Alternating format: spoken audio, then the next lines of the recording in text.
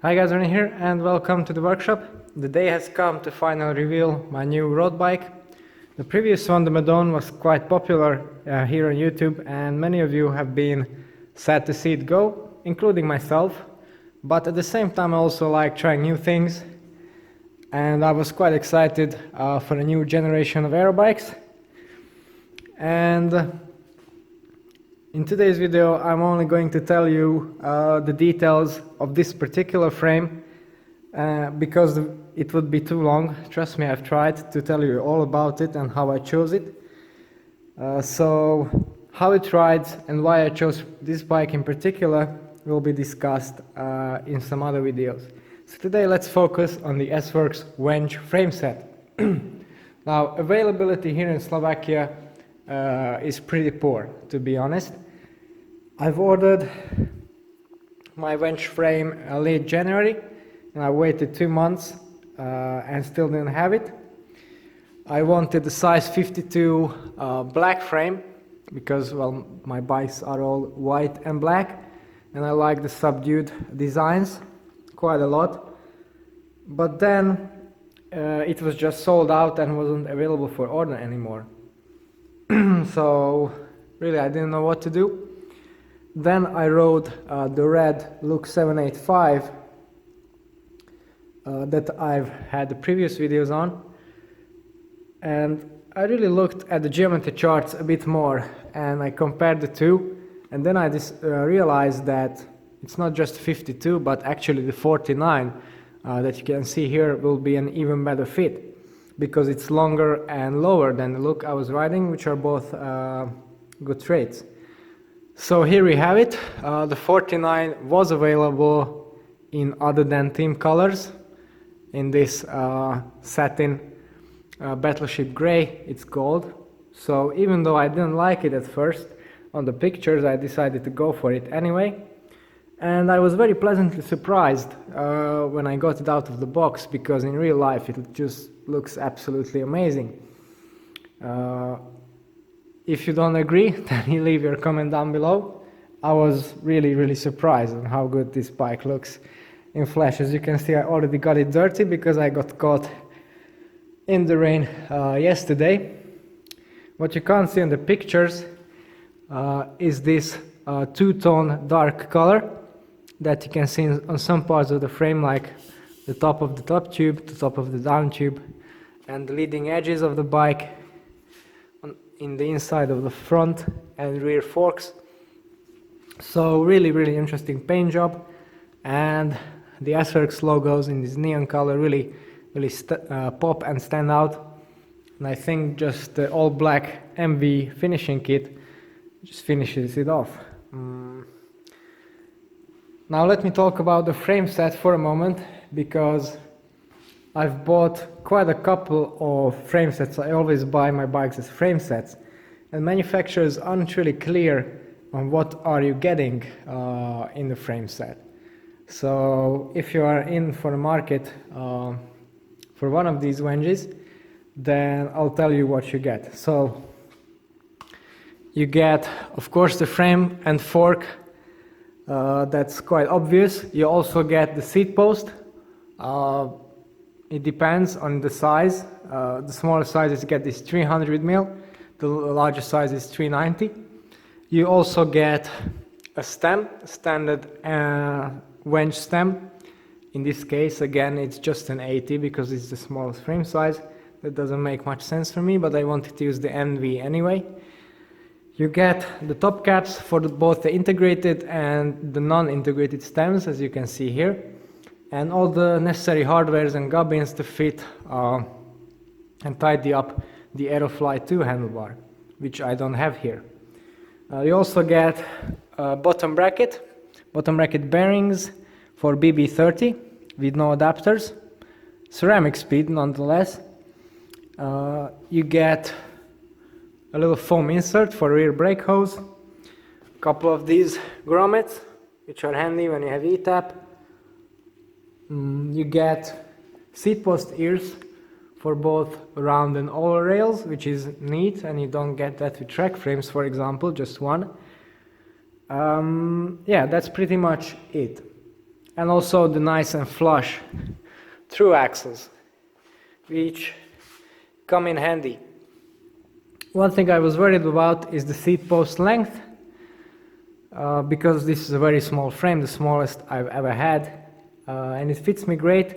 I was just worried that this 300mm seat post will be too short for my saddle height, which is 715mm, but luckily it isn't. I still got 1.5 centimeters to spare, and at least I don't have a lot of redundant seat posts in my frame, so that's a bit of a weight saving. Yeah, so that's the frame itself. The rest of the build, for now, I have the 11-speed HRD group set from the Boon, because my 12-speed 1x group set hasn't arrived yet, only in early May, so until then I'll be on this one. The MV cockpit, as you know it from the Madone, in this pretty extreme setup, super narrow bars, super long stem, slammed to 17 degrees. This is just how I like it. Then my trusty super light Berk saddle, the Berk Dila with the wide nose, very popular and very good. As for the gearing, unfortunately I no longer have my usual setup, so the 130 BCD Quark with the nice 54 tooth chainring. I have the chainring but the Quark no more, because I will have the new one, so until then I'm on this quite usual 5236, not my favorite. I really prefer 1x, particularly when riding here, but I don't have a 1x ring right now, so anyway I'm using it as a 1x, don't really shift. And then again the Y-Fly rear mag from the Boon 1132 cassette, and the wheels, pretty exciting. These are the 4.5 ARs that I've had before, so I slapped them in this bike. I was a bit worried that the clearance might not be enough, because even though this is just a 28mm Schwalbe Pro 1, the rim width on these is a massive 25mm, so pretty much like a mountain bike rim. And if you inflate these tires on them, they measure almost 32mm. And Specialized say that the clearance on this bike is, well, 32mm. But luckily, as you can see, no issues whatsoever with the clearance. Super generous. I think much more generous than even a 3T Exploro.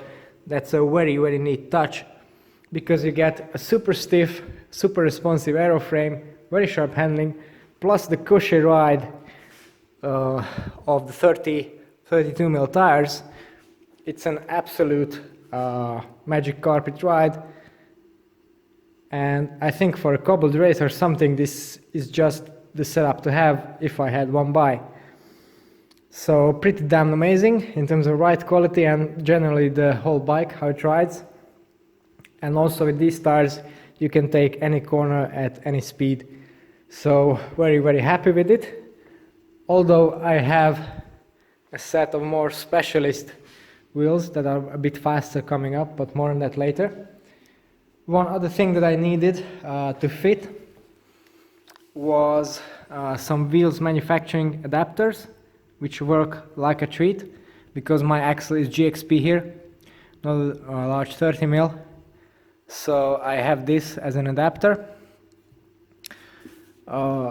Many of you will ask about the overall weight of the bike. It's 7.4 kilos with the Wahoo and the chain on, which is pretty damn impressive for an aero bike with disc brakes and huge tires.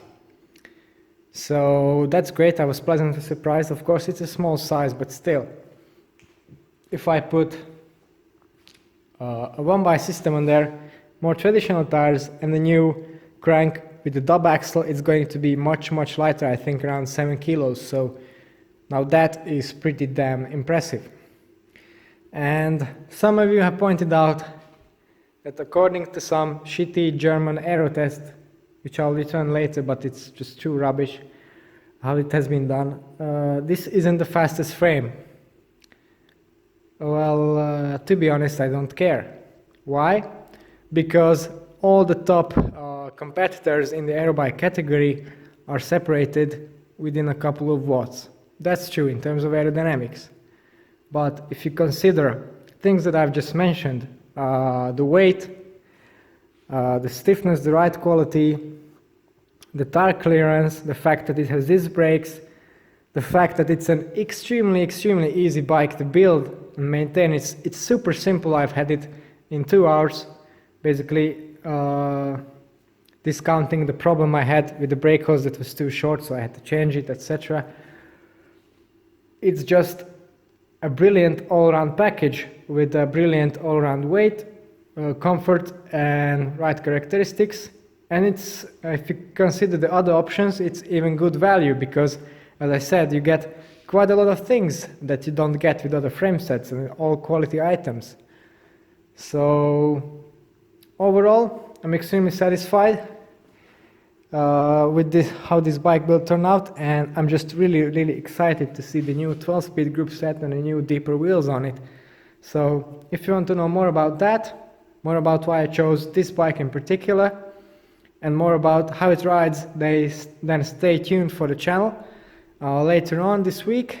It's off today. Thanks for watching, and see you next time.